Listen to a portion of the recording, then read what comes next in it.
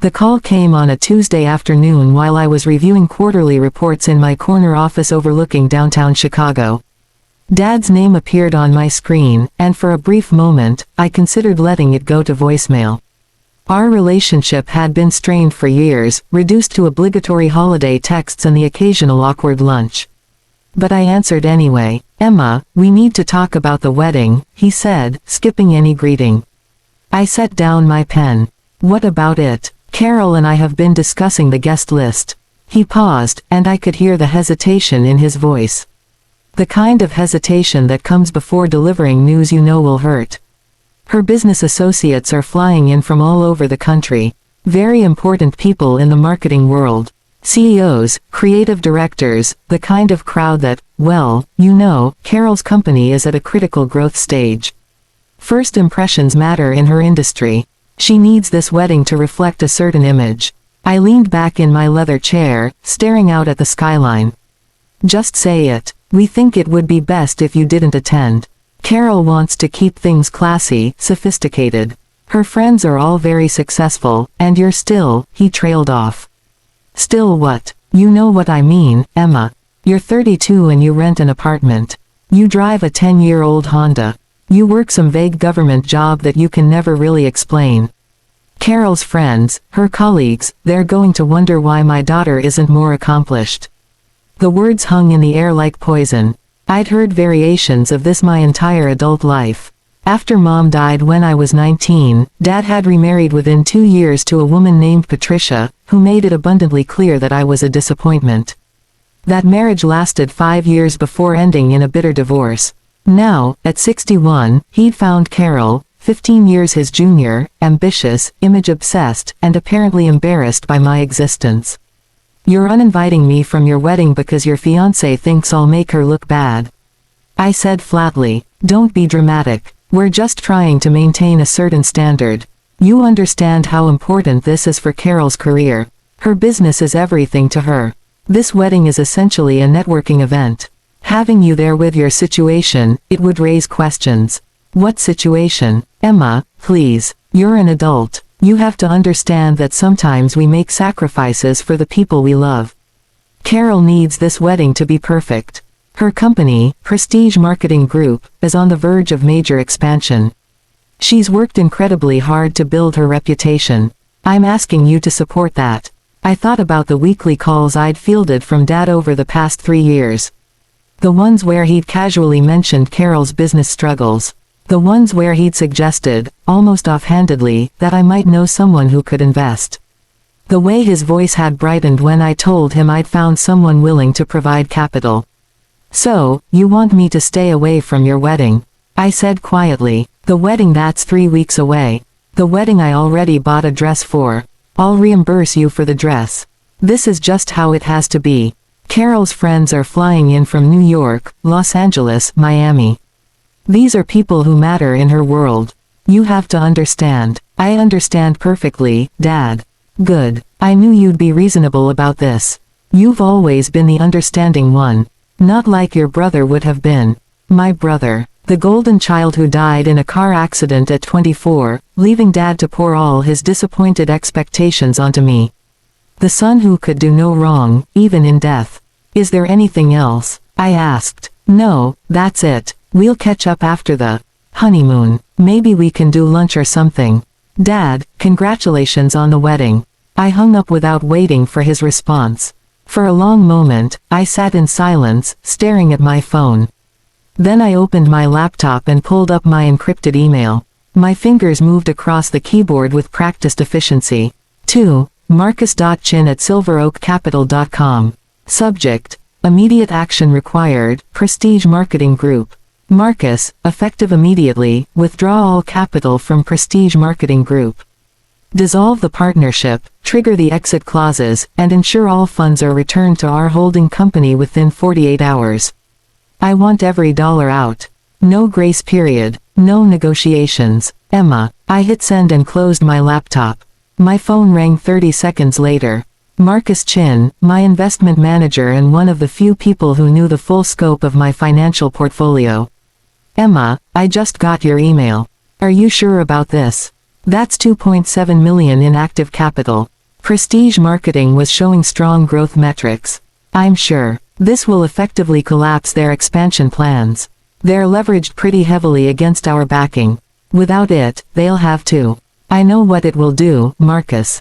Execute the withdrawal. There was a pause. Marcus had been managing my investments for 8 years. He knew better than to question my decisions. Consider it done. The paperwork will be filed within the hour. They'll receive notification by end of business day. Thank you, Marcus. I set my phone down and returned to my quarterly reports as if nothing had happened. The story of how I became wealthy enough to casually withdraw $2.7 million isn't particularly dramatic. There was no lottery win, no inheritance from a distant relative, no lucky crypto investment. It was simply a matter of being in the right place at the right time with the right skills. After Mom died, I'd thrown myself into my studies. Computer science and applied mathematics at MIT, paid for by scholarships and Mom's modest life insurance policy. Dad had been too consumed with his new wife, Patricia, to pay much attention to my academic achievements. He certainly didn't notice when I graduated summa cum laude, or when I was recruited by a specialized government contractor. The work was classified. Even now, I can't discuss the specifics. But I can say that I became very, very good at identifying patterns in complex data systems. And I can say that the government pays extremely well for certain types of expertise, especially when that expertise helps prevent rather large and expensive problems. By 25, I was earning more than most senior executives. By 28, I'd saved enough to start making strategic investments through a network of holding companies and trusts. By 30, my portfolio was worth $47 million. Now, at 32, I was worth somewhere north of $180 million. I still rented my apartment because I liked the building and saw no reason to deal with property maintenance. I still drove my Honda because it was reliable and I had no desire to attract attention. I still worked my government job because I found the work intellectually satisfying, and it gave me purpose beyond simply accumulating wealth. My family knew none of this. To Dad, I was still Emma the disappointment. Emma who never quite measured up to Jason's memory. Emma who worked some boring government desk job and would probably never amount to much. I'd considered telling him the truth 1,000 times. But after Patricia, after watching him choose a new wife's comfort over his own daughter's feelings, I decided that some things were better kept private. I wasn't hiding my success out of shame. I was hiding it as a test. Would Dad love me for who I was, or would he only value me for what I had? With Carol, I'd gotten my answer. 3 years ago, when Dad had started dating her, he'd been practically giddy. Carol was successful, attractive, ambitious, everything Patricia hadn't been. He'd introduced us at an uncomfortable dinner where Carol had spent most of the evening name-dropping her clients and discussing her company's growth trajectory. "We're really at a pivotal moment," she'd said, swirling her wine. "If we could just secure the right investor, someone willing to commit real capital, we could expand into 3 new markets within a year." She'd looked at me expectantly, as if I might suddenly produce a wealthy friend from my purse. "That sounds exciting," I'd said blandly. Dad had jumped in. "Emma, you work in government contracting, right? Do you ever meet people with money? The kind who might be interested in investing?" I'd taken a sip of water. I might know someone. That someone, of course, was me. Through one of my holding companies, I'd structured a $2.7 million investment in Prestige Marketing Group. The terms were favorable to Carol, generous, even. Low interest, flexible repayment terms, minimal oversight requirements. Dad had been thrilled when I told him I'd found an investor willing to back Carol's expansion. He'd hugged me for the first time in years. Carol had been effusive in her gratitude, though she'd never bothered to ask too many questions about where the money came from. The investment had been profitable. Carol was talented at what she did, even if she was insufferable as a person. Prestige Marketing had grown substantially over the past 3 years, opening offices in 2 new cities and doubling their client roster. But business is business, and family is family. And sometimes, those 2 things can't coexist. The first domino fell at 4:47 p.m. My phone buzzed with a text from Dad. "Emma, did you talk to Carol's investor about something?" She just got a call and she's losing her mind. I didn't respond. At 5:15, another text, this isn't funny. Carol's business is in serious trouble. Her backer is pulling out. Do you know anything about this? I muted his conversation thread. At 6:30, my office phone rang. I didn't recognize the number, but I answered anyway. Emma Anderson. Emma, this is Carol Westfield. Your father's fiancée. We need to talk. About what? Don't play games with me. My CFO just received notice that our primary investor is withdrawing $2.7 million in active capital, effective immediately. We're scrambling to understand how this happened and who approved it. Your father seems to think you might know something about it. I leaned back in my chair, watching the sun set over Chicago's skyline. Why would I know anything about your business arrangements, Carol? Because you were the one who found the investor 3 years ago. You connected us. You have to know who they are. I knew someone who was interested in investing. That's all. That's all. Her voice rose sharply. That's all. Do you have any idea what you've done? This withdrawal will torpedo our expansion. We've already committed to new office leases, hired staff, signed client contracts based on having this capital available. Without it, we're going to. She stopped abruptly. I need you to contact this investor. Tell them there's been a mistake. Tell them we'll renegotiate terms if necessary. I don't think they're interested in negotiations. You don't think, Emma, this is my company. We're talking about my life's work. You need to fix this. I don't need to do anything, Carol. Silence stretched between us. When she spoke again, her voice was ice. This is about the wedding, isn't it? You're doing this because we uninvited you. That's an interesting theory. You petty, vindictive little. She caught herself. Your father was right about you. He said you never accomplished anything, and now I see why. You tear other people down because you can't build anything yourself. I smiled, though she couldn't see it. Is there anything else, Carol? You're going to regret this. When my lawyer finds out who this investor is, when we trace these funds, you're going to wish you'd never. I hung up. My phone immediately started ringing again. Dad's number. I let it go to voicemail. Then Carol's number. Voicemail. Dad again. Voicemail. Finally, I turned off my phone, packed up my briefcase, and went home. The voicemails piled up overnight. By morning, I had 17 messages. I listened to them over coffee in my apartment, each one more desperate than the last. Dad's first message. Emma, please call me back. Carol is beside herself. Whatever's happening with her investor, we need to figure this out. She's talking about postponing the wedding. His third message. I don't understand what's going on. Carol's lawyer says the investment was structured through something called Silver Oak Capital Management. That name means nothing to me. Emma, if you know these people, please help us. His seventh message. Carol showed me the withdrawal notice. It's signed by someone named Marcus Chin. Do you know him? Emma, please. I'm begging you. This wedding is in 3 weeks. Carol's company is falling apart. I need you to help fix this. His 15th message, timestamped at 2:47 a.m. I know you're angry about the wedding invitation. I understand. But this is bigger than that. Carol's worked her entire adult life to build this company. You can't let it collapse because of a family disagreement. That's not who you are. I deleted all the messages and went to work. The next 2 days passed in a blur of increasingly frantic contact attempts.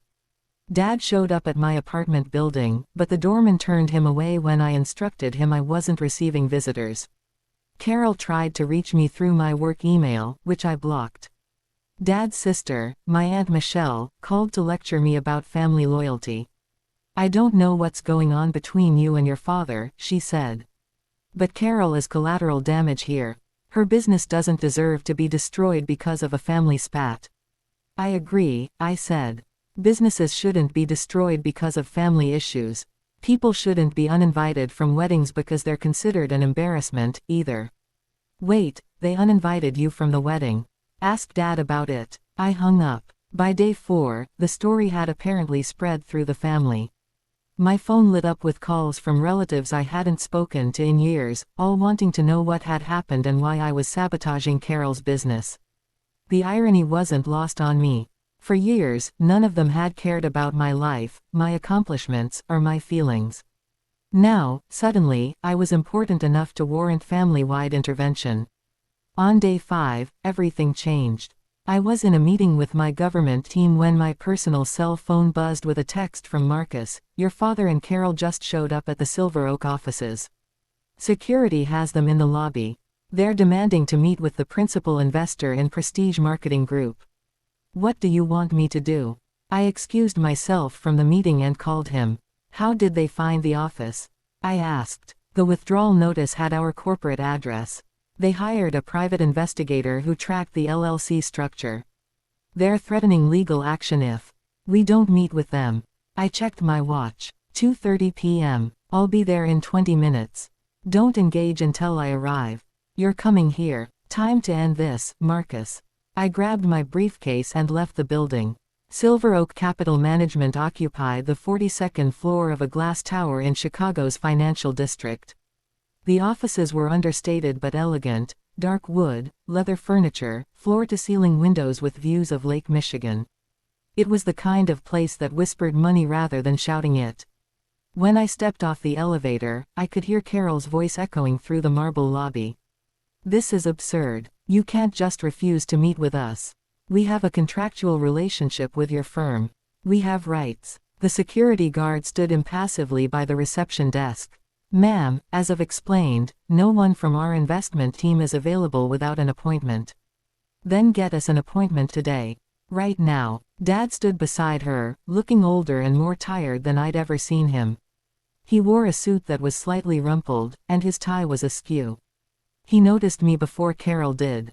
Emma. He blinked, confused. What are you doing here? Carol spun around. Did you follow us? How did you? I work here, I said simply. The lobby went silent. You work here, Dad repeated slowly. At an investment firm. Not exactly. I turned to the security guard. Thank you, David. I'll take it from here. I walked past them toward the secured door that led to the main offices. I pressed my palm against the biometric scanner, and the lock disengaged with a soft click. Emma, wait, Dad said. I don't understand. What is this place? Why are you? I held the door open. Would you like to come inside and talk? Or would you prefer to continue shouting in the lobby? They followed me through the door, down a hallway lined with offices, to the corner suite at the end. The nameplate beside the door read, Emma J. Anderson, Principal Partner. Carol saw it first. Her face went white. That can't be. I unlocked the door and gestured for them to enter. My office was larger than my apartment. One wall was entirely glass, offering an unobstructed view of the Chicago skyline and Lake Michigan beyond. The other walls held framed credentials, my MIT degrees, several commendations from government agencies with portions redacted for security classification, and a Forbes 30 Under 30 feature from 2 years ago that Dad had apparently never seen. On my desk sat a single photograph, Mom, smiling from the year before she died. Dad stood in the doorway, staring. Emma, I don't understand. Sit down, Dad. You too, Carol. They sank into the chairs across from my desk like sleepwalkers. I remained standing, silhouetted against the window. 3 years ago, I began. Dad mentioned that Carol needed an investor for her business expansion. I agreed to help through this firm, through a structure of LLCs and holding companies. I personally invested $2.7 million in Prestige Marketing Group. Carol's mouth opened, but no sound came out. The terms were generous, minimal interest, flexible repayment, almost no operational oversight. I wanted the business to succeed. I wanted you to be happy, Dad. You. He shook his head. But how? You're a government employee. You drive a Honda. You rent an apartment. Where would you get $2.7 million? I've been doing specialized consulting work since I was 23. My particular skills are valuable to certain agencies. Very valuable. Over the years, I invested wisely. This firm manages my portfolio, along with several others. Current assets under management, approximately $180 million. My personal net worth is in the same range. The silence that followed was absolute. Carol found her voice first. You're lying. This is some kind of scam. You're not worth $180 million. That's impossible. I pulled open a desk drawer and removed a leather portfolio. From it, I extracted several documents and laid them on the desk. Bank statements from 3 different institutions. Investment summaries. Property holdings, yes, plural. I owned 4 properties across 3 states that I rented out.